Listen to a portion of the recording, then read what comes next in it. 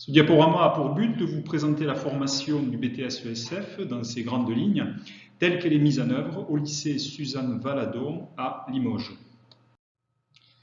Alors, traduisons tout d'abord le terme ESF. E pour économie. Économie, du grec ancien, administrer, gérer, gérer plus exactement le foyer. Alors, c'est de l'économie sociale, c'est-à-dire c'est de l'économie qui s'intéresse finalement à l'individu au travers de ses besoins. C'est de l'économie sociale à visée familiale, c'est-à-dire à s'intéresser aux besoins de l'individu dans sa vie de tous les jours. En fait, c'est de l'économie à visée domestique. On va chercher à comprendre la façon dont il a de se nourrir, de se loger, de se vêtir, de préserver sa santé. Quand on demande aux étudiants ce qui les motive à poursuivre leur scolarité dans une formation du social, leur leitmotiv, c'est vouloir aider les gens. À ce verbe un peu passe-partout, nous lui préférerons le verbe accompagner. De quels gens s'agit-il? Ce sont dans la grande majorité les publics en prise avec les différentes situations évoquées sur cette diapositive. Notez cependant que la petite enfance ne fait pas vraiment partie des publics côtoyés par le professionnel ESF. Il rencontrera accessoirement les jeunes enfants dans le cadre d'interventions auprès de familles ou de professionnels tels que les assistantes maternelles. Autre point à clarifier, pour celles et ceux qui seraient encore indécis, prenez en considération que s'engager dans la voie du social revient à prendre de la distance par rapport aux filières de la voie paramédicale. Ce BTS vous ouvrira donc la porte des métiers au travail social. L'année complémentaire qui fait suite au BTS vous formera au métier de conseillère en économie sociale familiale, qui est un travailleur social de niveau Bac+3. Ce CESF aura finalement une double expertise, celle de la vie quotidienne, acquise en BTS, et celle de l'intervention sociale, abordée aussi en première et deuxième année, mais davantage appréhendée en DE, en diplôme d'État. Pour ne pas avoir à revenir sur cette distinction entre BTS et DE, nous utiliserons le vocable de professionnel ESF dans cette présentation. Cette formation de technicien supérieur, donc Bac+2, cherche à faire acquérir des connaissances scientifiques, techniques, pratiques, méthodologiques aussi. Et cette expertise dans différents domaines qui ont trait au quotidien sera acquise au fil de la formation grâce à différents enseignements qui interagissent entre eux. Prenons un exemple. L'expertise en alimentation santé sera développée au travers de plusieurs disciplines. La biologie humaine, l'alimentation théorique et pratique. Il y a des TP. On aborde notamment quelques techniques culinaires, mais aussi des cours de méthodologie et d'animation. Et ce, dans la perspective d'animer un atelier cuisine, lequel atelier, sur le terrain, constituera un support d'animation pour travailler des notions d'équilibre alimentaire avec certains publics, concourir à leur autonomie, faire de l'alphabétisation, contribuer au soutien à la parentalité, voire tisser du lien social. Cette formation cherche à développer la maîtrise de l'organisation domestique. Elle cherche aussi à développer la fibre éducative, être capable d'adapter au public concerné l'information à lui communiquer. Car la vie quotidienne se transforme. Il faut pouvoir accompagner cette transformation, accompagner les familles face aux transformations du cadre de vie. Citons les préoccupations environnementales croissantes, des problématiques budgétaires prégnantes, l'augmentation du coût des énergies, le choix d'un fournisseur d'énergie, par exemple, l'accès aux droits, etc.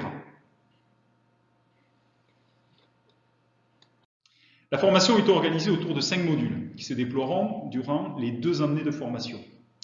Remarquez que le module 1, conseil et expertise technologique, a une place relativement importante en termes de volume horaire. Je vous propose de zoomer sur les différents enseignements de ce module et de percevoir leur cohérence. Ces différentes disciplines sur le dépliant de formation sont des entités à part entière, mais prenons un exemple pour illustrer leur décloisonnement et leur interaction conduisant à une transversalité de la formation. Les difficultés économiques actuelles conduisent certaines familles à formuler auprès des centres communaux d'action sociale, les CCAS, une demande d'aide à la prise en charge d'un impayé d'énergie. L'intervention des CCAS ne se limite pas à l'octroi d'aides financières. Il comporte aussi un accompagnement individuel pour apprendre à gérer son budget. D'autres actions d'accompagnement, telles que des actions collectives de sensibilisation, peuvent être proposées.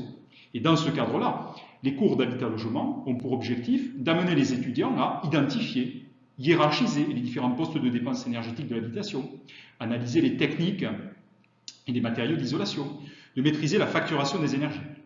Les cours de physique-chimie serviront, eux, à comprendre la relation qui existe entre dépenses d'énergie, puissance des appareils et temps de fonctionnement. Au cours de cette action collective, un professionnel pourra mettre en œuvre des démonstrations ciblées pour que les participants s'approprient certains enjeux. Là encore, les enseignements tels que connaissance des publics et techniques d'animation, faisant partie du module 2, seront nécessaires pour la conduite d'une telle animation, au cours de laquelle des supports de communication auront probablement été conçus pour garder une trace écrite des informations communiquées. Et là encore, des enseignements de design de communication visuelle du module 3 répondront à cette attente professionnelle. Sans oublier qu'en travail social, le TS-ESF n'agit pas en électron libre, qu'il a besoin de faire appel à différents partenaires pour lui apporter un soutien technique. Je pense ici au réseau FER, aux fournisseurs d'énergie, ou pour obtenir des financements. La connaissance de ce réseau partenarial, des dispositifs et des institutions est bien entendu également abordée dans cette formation. Les cours se déclinent en classes entières, en travaux dirigés, donc en demi-groupe, et aussi dans des situations de TP. La recherche du travail collectif est une préoccupation constante de la formation qui nécessite de travailler au CDI ou au sein de l'établissement sur des plages horaires libérées à l'emploi du temps. Il n'en demeure pas moins que le temps de présence au lycée reste important. Une demi-journée d'action professionnelle est réservée à l'emploi du temps pour mener des projets avec le terrain, rencontrer des professionnels, préparer le stage. Action professionnelle et surtout stage vont permettre de se reconnecter avec le terrain. C'est un moyen incontournable pour donner du sens à la formation. Au lycée Suzanne Valadon, le stage commence en mars pour favoriser l'ancrage dans la formation. La recherche de stage incombe aux étudiants. C'est l'occasion pour eux de développer des compétences en matière de communication écrite et orale, rédaction d'un CV, d'une lettre de motivation ajustée à la demande, entretien téléphonique, rendez-vous. Ces formateurs sont accompagnés bien sûr par l'équipe pédagogique. Le stage est une période de formation où les étudiants vont consolider l'acquisition de compétences, période durant laquelle ils voient mieux les réalités de terrain, comprennent mieux la finalité de certains enseignements, rencontrent aussi les publics. Dans le champ de l'action sociale, le stage peut se dérouler dans un centre social qui est un équipement de proximité implanté soit dans un quartier prioritaire, soit en milieu rural. Le ou la professionnelle ESF exerce la plupart du temps la fonction de référente famille. Elle construit avec les familles un planning d'activités afin de leur permettre de participer et d'animer la vie de quartier et aussi d'organiser ou de participer à des manifestations qui se déroulent en dehors du quartier. Le stage peut également se dérouler dans un centre communal d'action sociale, CCAS, qui met en œuvre les politiques sociales sur son territoire. Le CCAS de Limoges a mis en place une épicerie sociale éducative vers laquelle il oriente des personnes en difficulté financière et qui ont un projet à réaliser. Il peut s'agir de familles, de jeunes, de personnes âgées ayant une faible retraite. Les personnes font leurs achats alimentaires et de produits d'hygiène à faible coût, 10, 20, 30% du prix du marché, dans la limite d'un montant fixé au préalable sur une période maximale d'1 an. Le ou la professionnelle ESF gère l'épicerie sociale, accueille et accompagne les personnes dans la réalisation du projet qui devient possible grâce à l'argent économisé sur les achats. Dans les associations caritatives, Secours populaire, Communauté Emmaüs, les professionnels ESF peuvent gérer une épicerie sociale, animer des ateliers consommation et accompagner les personnes vers l'insertion sociale et socio-professionnelle. En mission locale, les professionnels ESF accompagnent les jeunes de 16 à 30 ans vers l'autonomie, l'insertion sociale et professionnelle, l'accès aux droits, à la santé, en intervenant dans des ateliers mis en place dans le cadre du dispositif Garantie Jeunes. Les professionnels ESF peuvent mener des actions de prévention santé en animant des ateliers autour de l'alimentation, du cancer, des addictions, auprès de publics divers. Il s'agit de grands publics, scolaires, étudiants, personnes en situation de handicap vivant en structure et des personnes âgées sur le thème plus spécifique du bien vieillir. Ils peuvent aussi faire de la prévention des risques professionnels auprès des salariés d'entreprise. Les professionnels ESF peuvent aussi faire de l'accompagnement individuel auprès de personnes en situation d'addiction à l'alcool, au jeu. Dans le champ de l'insertion par l'activité économique, chantier ou entreprise d'insertion, les professionnels ESF interviennent dans l'accompagnement socio-professionnel des personnes en contrat d'insertion et dans l'animation d'ateliers sur la confiance en soi, la santé, la gestion du budget. Dans le champ de l'habitat, le ou la professionnelle ESF accueille les personnes et va à leur domicile pour les accompagner dans leurs projets. Montage de dossiers, suivi des travaux engagés, demande de subventions. Il ou elle fait la médiation entre les architectes, les techniciens, les entreprises du bâtiment et les usagers.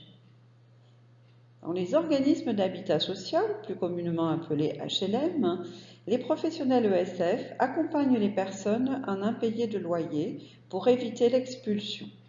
Ils animent des ateliers sur les droits et devoirs du locataire, les éco-gestes, les opérations dans le cadre de la résidentialisation.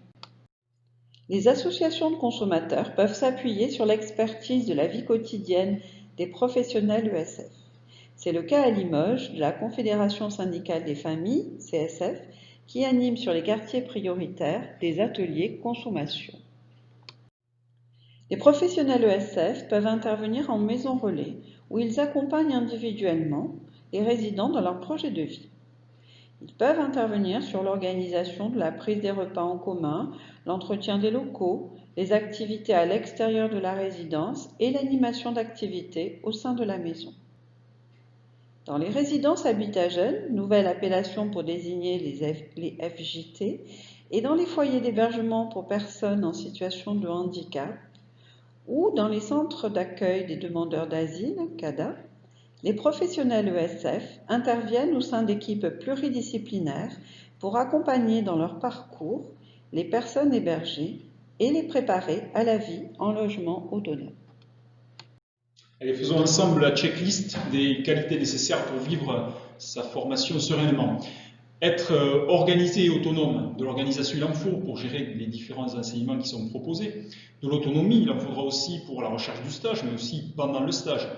Travailler de façon régulière et être assidu, pour la bonne et simple raison, c'est que là, le temps de travail demandé aux étudiants, il est important. Donc, il faut s'impliquer dans la formation sur l'investissement personnel déjà. S'adapter à la polyvalence des enseignements, il faut être capable de faire cette gymnastique intellectuelle, passer d'un enseignement scientifique et technique à des enseignements de sciences humaines, par exemple.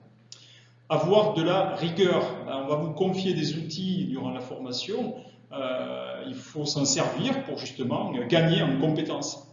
Un état d'esprit volontaire et travailler avec les autres, c'est un état d'esprit de promo, s'impliquer dans les projets dans lesquels on va vous inviter à participer. Autrement dit, c'est de l'implication que l'on attend.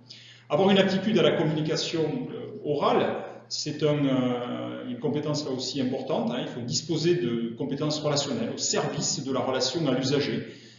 C'est des compétences que l'on attend aussi dans le cadre d'animation, d'ateliers. Et puis la dernière, et pas la moindre, avoir une bonne maîtrise de l'expression écrite, compétence indispensable dans les métiers du travail social. Pour compléter votre information, nous vous invitons à visionner la vidéo proposée par l'ONICEP qui présente le témoignage d'étudiants en formation de BTS Économie sociale familiale, notamment en cours d'habitat et d'alimentation pratique.